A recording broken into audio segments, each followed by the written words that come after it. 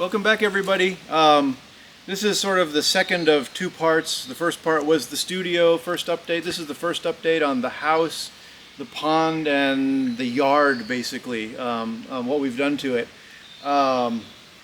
So starting out with the pond, the koi pond, we mucked it out completely, got it cleaned up, and it was looking pretty rough before, but actually, I mean, I was thinking about filling it in or just getting rid of it completely, but after we mucked it out, I thought, this might be salvageable. It might be nice to have a pond. If we can supply it with free water from the well and keep water circulating so it doesn't become a mosquito farm, it might be nice to have like some little fish and things like that in here. It may be pretty. This water that you see in here from now is just from the rains we've had the last week. They've just sort of collected in here, but yeah, so this is still, well, we haven't made a final decision yet, but we might keep it and use it as a fish pond just for, you know, decoration. We'll see. We'll see. The other thing of note, and I don't know if you can focus in enough, but on the back of the house here, this wasn't here like 3 days ago. There's a snakeskin dangling from the from that little shelf there. So somebody was out here having a nice duppy. Duppy. What's a duppy? A shed. A shed. Having a nice shed. Getting Malt? some nice fresh skin. Is malting different? Molting. Molting, not malting. Malting is where you malt. make beer. Yeah, malting. I don't want to have malted beer. Malted. I'd rather have malted beer. We've cleaned up around the studio, or this is the cleanup around the house. One thing to note is now we have cut so many trees, not as many trees as just underbrush and overgrown ornamental bushes. Like there was so much hydrangea that had sprouted up in these huge clumps that had gotten really tall and spread out. You could stand here, you couldn't see the road at all. And now you can see through the property between the roads. You can see from the road to the house now because we've cut out so much of that bushy undergrowth. And so it's starting to look quite a bit more, what? I can't think of the word right now, but it's looking more like that. And also the whole general feeling of the entire property is it started to dry out a bit because all that undergrowth is gone. So all of that pent up Moisture? Moisture, thank you. All of that moisture is starting to finally be able to escape and get out. So that's nice.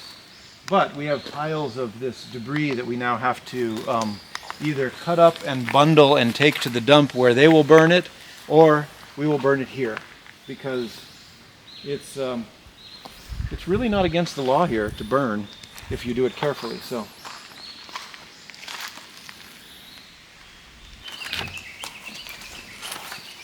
all right, if anybody if you don't remember from the first video, please remember to go back and see the first video, the one titled what was it, 10 Years Abandoned. Yep. And it'll show you what this looked like before we got in here and cleaned it up. Just in case you're just looking in there and go, oh my God, what a dump, look at all that trash. You should have seen it before. It was, it's not even close.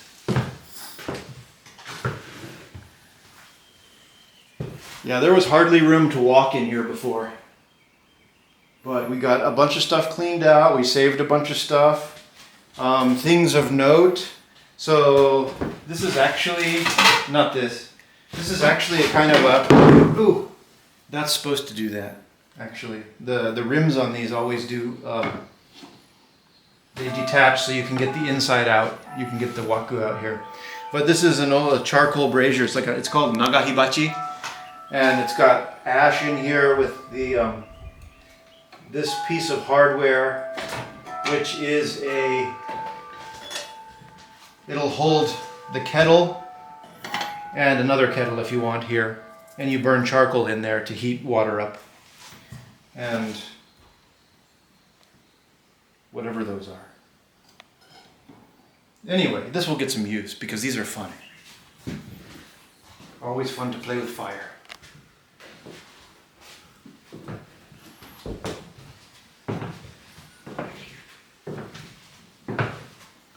So previously there was a sink here, which it wasn't a professional job.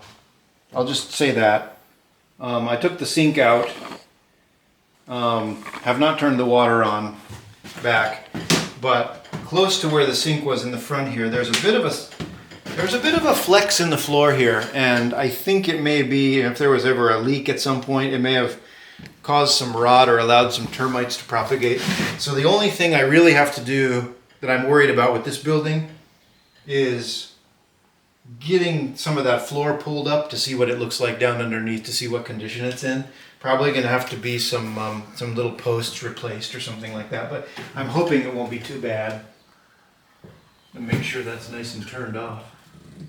Yeah. Oh, I guess I don't have to worry.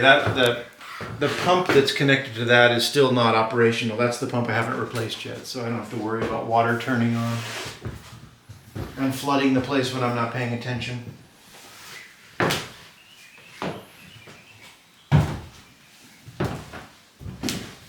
Yeah, so we'll probably be taking these out, but these are two more beautiful Zelkova slabs, wood slabs that would make gorgeous tables. And I don't know what this wood is. I think there's this piece. There's a longer, thinner piece and a shorter, fatter piece. I think it's all the same wood, and it might be rosewood. No, wait. It's hold it against the. Hold it, yeah, around there. Or here. that way more. It's heavy. Okay, good. Go ahead. Yeah, it might be rosewood. It's really dense, hard wood. I was thinking like rosewood or cocobolo. I know it's hard to tell if it's hard to tell if it's more red or more dark brown. Oh, that's cool. But- If you tilt it that way, Uh-huh. it has like a rainbow-colored reflection. Oh, interesting. Okay, I don't know what's up with that, but cool. Anyway, it's like really dense, heavy wood. It's going to make something really gorgeous. The wood's gay. What? Oh, rainbow. Rainbow-colored reflection. The wood is non-binary. Non-binary wood. Actually, that is kind of true for most trees, huh? Yeah. The other thing we noticed is that all of where the wall meets the roof on both sides of the building, it's all open. So we're going to have to do something about that. I'm sure it's good for keeping excess moisture out of the building, but it's not that great when you're trying to heat and cool your buildings. Yeah, so anyway, so that's all open on both sides. We're going to have to fill that in for heating and cooling purposes, but then to keep the moisture out, I'll probably have to install on one or both sides at the top here, I'll have to install circulation fans to pull air through. But that shouldn't be too difficult. And well, that's interesting. It's locked and closed, but there's quite a bit of space right there. I'm noticing a lot that I haven't noticed before. These videos are good for me. Anyway, so if anybody was... Oh, have you got it off? No, it's on. It's Oh, going. okay. So if anyone was interested in the actual size of the building, we did measure it finally, and it's exactly 15 tatami mat size. Oh my god. Only Japanese people get that. Right. But it's 15 tatami mats size of old style, not new style. So the big ones. Old style is bigger? Yeah. Huh. Yeah. There's like several different sizes and. Okay, yeah, that makes sense. I thought Jugojo was a little smaller. Yeah. No, this is pretty big. Anyway, so that basically, to give you an idea of in size in meters, you can stay there. So the span between posts is 180 centimeters. And so this is 1 span, and then 1.5 span. So what's 180 times 2.5? 450. Yeah, so it's 450 centimeters by 180 by 3. 180. Oh, by 3. So 54? Yeah, 540. So what did you say, 480 by 540? 450 by 540. 450 by 540 centimeters. And that's the size of 15 tatami mats. Okay. No, I And can't then see anything under there. There's something under the floor, some wood. We hope it doesn't go back too far because it seems a little low. I don't think anybody's going to fit under there. We'd have to tear the floor up to have access. But I'm just noticing now that it looks like just there's the cross pieces under the floor are basically just supported by cinder blocks. Yep. That makes me worry a little bit more about that saggy section over there. It's not the post that's rotten, but probably the cross piece. That's harder to repair, right? Well, maybe. Yep. Go Okay, ahead. so here we mentioned we had done a lot of trimming in the yard, and some interesting things we uncovered here when we were working. And there was a lot of underbrush. Once we got that cleared, whoa! So not quite cleared. Not yet. There's still this sort of stuff popping up that we're still uncovering. Here's some more saggers, pottery saggers, 2 saggers. Oh, there's another one stacked under there. So I don't know how deep they go here actually now. Here's a square one. There's another round one under there. So they just keep coming out. They just keep coming. Anyway, the underbrush got cleared out. What it turned out happened, which was kind of interesting, is there were 3 separate trees that were actually quite large trees that were completely crushed horizontal. And they were like, they had started here, here, and one more up there. They had gotten pretty large, and they were completely horizontal for some reason. Have no idea how they turned over, whether they got pushed or blown or whatever. And two out of the 3, one of them, which was just not really a tree but more of a bush, had completely sprouted roots and just rafted in horizontally across the ground. We cleaned that one out. This one was a crepe myrtle, a really big crepe myrtle tree that had gone sideways. And if you follow it over here, you'll notice there's a crepe myrtle right here growing up. And so this is from the crepe myrtle over here. It fell over and it rooted in this spot and started growing, which I thought was kind of cool. And then one more tree, which was over here. This one's a persimmon tree, and this persimmon tree fell down, and one of the branches was over here, and it rooted, and so we've got a volunteer rooted persimmon tree growing up on the other side of this bush. There's a persimmon tree growing up there. This bush I want to save. I want to cut it back heavily, but I want to save it because it's a gardenia, and I love gardenias. They smell wonderful. They have those beautiful white flowers, and they just smell wonderful. And the pruning and cutting revealed a couple of azaleas back here, and a fairly large camellia tree back there. Yeah, so quite a few ornamental trees and such and shrubs that I'm sure were planted. They're not wild plants. So we're trying to keep as many as we can and still sort of maintain the livability of the property. Anyway, so coming this way.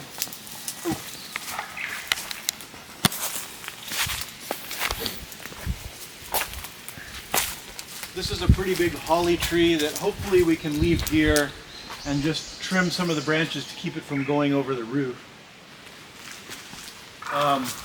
Definitely going to keep this. This is a persimmon tree. We love our persimmons here in Taku. And this one's covered in fruit right now.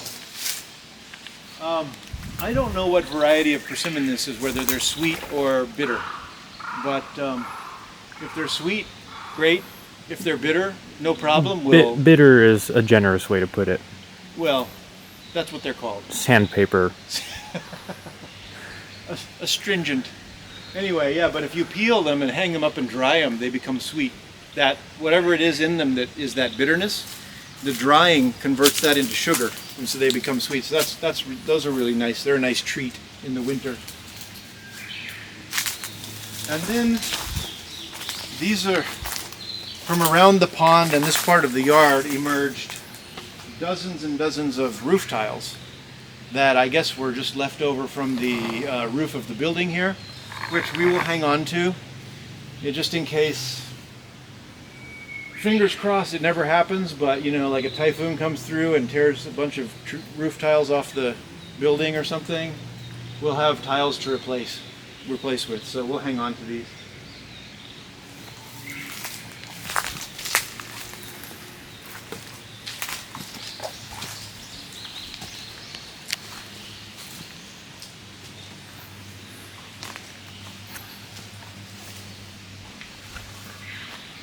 So here we're coming back up from the house to back up towards the studio. Here's the other stack of bricks I was talking about in the other video, the first half of this video. And you could stand here previously and you couldn't see the road from here. And now it's nice and clear. The road is visible, which actually at some point, if we can get things to grow under control, I'd like to make the road a little less visible, and this area would be nice if we could have like a little picnic area or something with a table and chairs. Might be nice, but we'll see. We'll see how that works. And here's a really big another big camellia tree growing right up here, which, yeah, a lot of these taller branches still need pruning, but we don't have a ladder that's tall enough. Luckily, the electric company has a couple of their electrical poles on this land, so technically they're responsible for anything that's going to get in the way of the electrical lines. And most of the branches that we need pruned are actually, going up through those electrical lines. So they will prune them for us, I think, if we play our cards right. All right, so this one is a bit shorter, but that's fine. Let's end on the cherry tree. End on the cherry tree. Okay, what do we want to tell about the cherry tree? We chopped off half of it. Okay. All right. Shall we walk around here? Yeah. Okay.